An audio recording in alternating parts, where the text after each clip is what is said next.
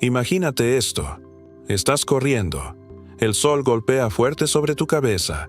La arena cruje bajo tus pies. Y todo va bien. Hasta que no. En cuestión de minutos, el cielo cambia de color. El horizonte desaparece.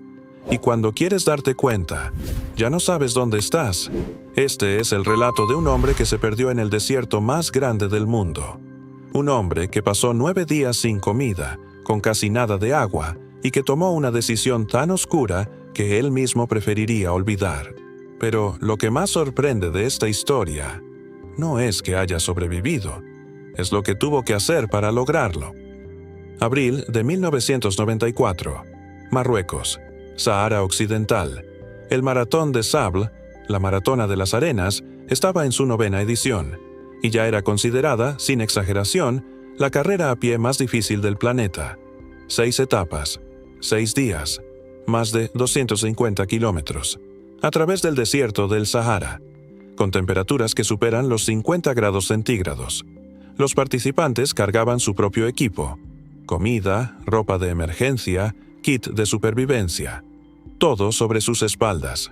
Bajo ese sol, no era una carrera para cualquiera, y Mauro Prosperi lo sabía muy bien. Mauro tenía 39 años, italiano, nacido en Palermo, Sicilia. Era policía, atleta, y había competido en pentatlón moderno en los Juegos Olímpicos de Los Ángeles en 1984.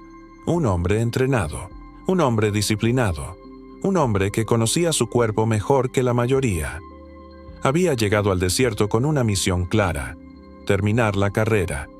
Pero nadie le dijo que el desierto también tenía sus propios planes. Los primeros días transcurrieron sin mayores problemas. Mauro avanzaba bien dentro del grupo, siguiendo el recorrido marcado. El cuarto día era el más largo, unos 80 kilómetros. La llamaban la etapa larga, un eufemismo brutal para lo que realmente significaba correr casi un maratón doble en pleno Sahara. Esa mañana, Mauro salió junto con los demás competidores. El cielo estaba despejado, el viento tranquilo, todo parecía normal. Pero eso solo fue el comienzo. A media mañana, algo cambió en el aire. Primero fue un sonido, bajo, casi imperceptible, como si el desierto entero estuviera respirando de golpe. Después, el horizonte se volvió naranja, y en cuestión de minutos, literalmente minutos, una tormenta de arena de proporciones bíblicas se tragó todo. Los corredores más experimentados se tiraron al suelo, se taparon la cara, esperaron. Pero el viento era tan violento, tan denso, tan ciego, que cuando la tormenta pasó, los que quedaron de pie no sabían hacia dónde estaba el norte, ni el sur, ni nada. Mauro miró a su alrededor. No había nadie. Las marcas del recorrido habían desaparecido. Las huellas en la arena, borradas. La dirección, imposible de determinar. Estaba solo en medio del Sahara, sin mapa útil, con agua para pocas horas, y con la certeza de que nadie sabía exactamente dónde estaba. ¿Cuánto tardarían en buscarlo? ¿Sabría la organización que se había desviado? La respuesta a esas preguntas era más aterradora de lo que imaginaba. Mauro no entró en pánico. Al menos, no todavía. Era un atleta olímpico.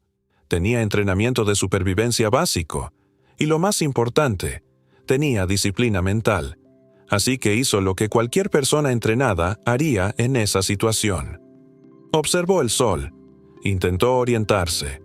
Eligió una dirección y caminó. Cada paso sobre la arena era un cálculo. Cada sorbo de agua, una negociación consigo mismo. No todavía. Espera. Aguanta un poco más. Caminó durante horas bajo un sol que no daba tregua. La temperatura subía y subía. La arena reflejaba el calor hacia arriba, hacia abajo, hacia todos lados. Era como caminar dentro de un horno. Pero lo que Mauro no sabía aún, lo que tardaría días en comprender, es que la tormenta lo había desviado en una dirección completamente equivocada. No estaba perdido dentro del recorrido de la carrera, estaba caminando hacia otro país. Para el segundo día, la realidad comenzó a golpear fuerte. el agua casi agotada, sin comida suficiente para los días que se avecinaban, y lo más desesperante, ningún helicóptero, ningún vehículo, ninguna señal humana, solo arena, en todas direcciones, hasta donde alcanzaba la vista. ¿Por qué nadie venía a buscarlo? La organización del Maratón de Sables sabía que varios corredores se habían perdido durante la tormenta. Habían lanzado operativos de búsqueda. Pero el problema era uno que Mauro no podía imaginar desde tierra. La tormenta lo había desviado tanto de la ruta oficial que los equipos de rescate estaban buscando en el lugar equivocado. Cada kilómetro que Mauro avanzaba, lo alejaba más del área de búsqueda, y él seguía caminando, convencido de que iba en la dirección correcta, convencido de que en algún momento aparecería alguien.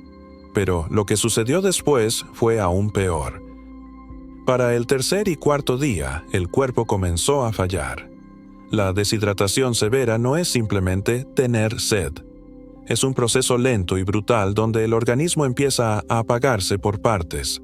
Los labios se agrietan hasta sangrar. La orina se vuelve oscura, casi café. La visión empieza a distorsionarse. Y la mente, que era la herramienta más poderosa de Mauro, comienza a jugarle malas pasadas. Voces, siluetas en el horizonte que desaparecen al acercarse, la sensación de que alguien camina a su lado. Mauro siguió avanzando, hasta que encontró algo que le cambiaría las próximas horas. En medio de la nada absoluta, entre dunas que no terminaban, apareció una estructura pequeña, de adobe, casi enterrada por la arena. Un marabut, un santuario islámico abandonado, un lugar donde nadie había estado en quién sabe cuánto tiempo. Mauro entró. Adentro hacía menos calor. Adentro había sombra. Adentro había algo que necesitaba desesperadamente. Silencio. Y fue ahí, en ese santuario olvidado en medio del Sahara, donde Mauro Prosperi tomó la decisión más oscura de toda su vida. La decisión que muy pocas personas en el mundo conocen cuando escuchan su historia. Después de varios días sin agua suficiente, sin perspectiva de rescate, con el cuerpo destruido y la mente al límite, Mauro sacó su cuchillo y se cortó las muñecas. Había decidido que era suficiente, que prefería morir en sus propios términos antes de que el desierto lo matara lentamente. Pero el desierto, irónico hasta el final, le negó incluso eso. La deshidratación extrema había espesado su sangre tanto que las heridas coagularon casi de inmediato. No sangró lo suficiente. Mauro sobrevivió a su propio intento de morir. Y en ese momento, algo en él cambió.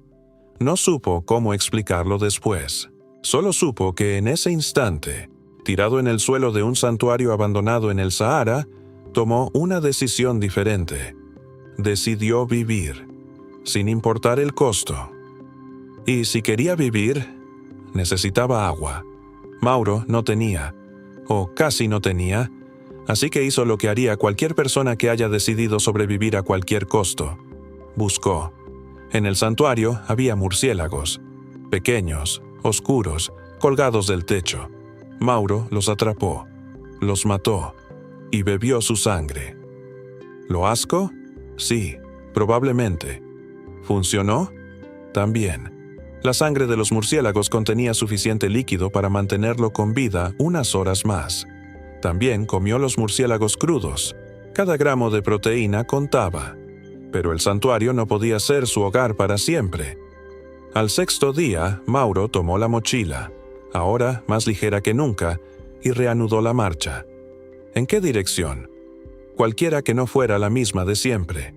Caminaba de noche, cuando el calor era más tolerable. Dormía durante las horas más brutales del mediodía. Bebía su propia orina, que hervía previamente con la temperatura del desierto, mezclándola con el poco filtro que traía. Cada día era una negociación con la muerte. 1 kilómetro más, solo uno más. Y nadie, absolutamente nadie, estaba buscando a Mauro Prosperi en el lugar donde él estaba caminando, porque lo que la organización de la carrera no sabía Lo que su familia en Italia no podía imaginar, lo que él mismo tardaría en comprender completamente, es que la tormenta lo había desviado al otro lado de la frontera. Mauro no estaba en Marruecos, estaba en Argelia. Al 9º día, Mauro apenas podía caminar. Había perdido casi 18 kilogramos. Tenía el hígado afectado por el esfuerzo y la deshidratación. Las plantas de sus pies estaban en carne viva, pero seguía caminando, porque en algún lugar dentro de él, en ese lugar donde los seres humanos guardan lo último que tienen, seguía habiendo algo que se negaba a rendirse. Pensaba en su esposa, Cincia, en sus hijos, en la cara que pondría su hija cuando lo viera regresar. Tengo que regresar. Y entonces, en el horizonte, algo diferente. No era una duna, no era un espejismo. Eran palmeras. Y detrás de las palmeras, humo. Y detrás del humo, gente. Una familia de nómadas tuareg lo encontró semi-inconsciente entre las dunas. No hablaban el mismo idioma. No importó. Lo levantaron. Le dieron agua. Agua real. Agua que no era su propia orina. Lo llevaron al campamento más cercano. Mauro Prosperi había caminado más de 300 kilómetros fuera de ruta. Había sobrevivido 9 días en uno de los entornos más hostiles del planeta, con casi nada, y estaba vivo. Cuando los médicos lo revisaron en el hospital argelino, quedaron en silencio unos momentos. Sus niveles internos estaban tan comprometidos que necesitó semanas de recuperación. El daño hepático tardó meses en estabilizarse. Los funcionarios de la carrera, al enterarse de dónde había sido encontrado, revisaron los mapas varias veces incrédulos. El viento de aquella tormenta lo había desviado más de 200 kilómetros fuera del recorrido oficial. Era, técnicamente, uno de los extravíos más grandes jamás registrados en una competencia deportiva. Pero la historia de Mauro Prosperi no termina ahí, porque lo que muchos esperaban, lo que cualquier persona razonable haría después de semanas de trauma físico y psicológico, era que Mauro nunca volvería al desierto, que cerraría esa puerta para siempre. Sin embargo, Mauro Prosperi regresó al Maratón des Sables, no una vez, varias veces. Y en el año 2012, 18 años después de aquella tormenta que casi lo mató, cruzó la línea de meta del Maratón des Sables. No como el hombre que sobrevivió, sino como un corredor que terminó la carrera. Dijo después que necesitaba volver, que necesitaba demostrarle algo al desierto, o quizás demostrárselo a él mismo. Pero, ¿qué fue realmente lo que lo mantuvo vivo esos 9 días? Los expertos en supervivencia señalan sus habilidades físicas. Los psicólogos hablan de su entrenamiento mental como atleta de élite. Pero Mauro tiene una respuesta diferente. Dice que fue su familia, que cada vez que quería detenerse pensaba en su esposa, en sus hijos esperándolo en Italia, y que eso, solo eso, fue suficiente para dar un paso más. Esta historia nos hace preguntarnos algo incómodo, no sobre los desiertos ni las tormentas, sino sobre nosotros mismos. ¿Qué tan lejos llegarías tú? ¿En qué momento habrías decidido que era suficiente? Y sobre todo, ¿qué es lo que te haría seguir caminando cuando el cuerpo ya no puede, cuando la mente ya no cree, cuando no hay ninguna señal de que alguien viene a buscarte? Mauro Prosperi encontró su respuesta entre las dunas del Sahara. La pregunta es, ¿tú ya sabes cuál es la tuya? Esto fue la historia de Mauro Prosperi, un hombre que el desierto intentó borrar, y que regresó para contarlo. Si esta historia te impactó, déjalo en los comentarios. Y si crees que alguien necesita escucharla hoy, ya sabes qué hacer.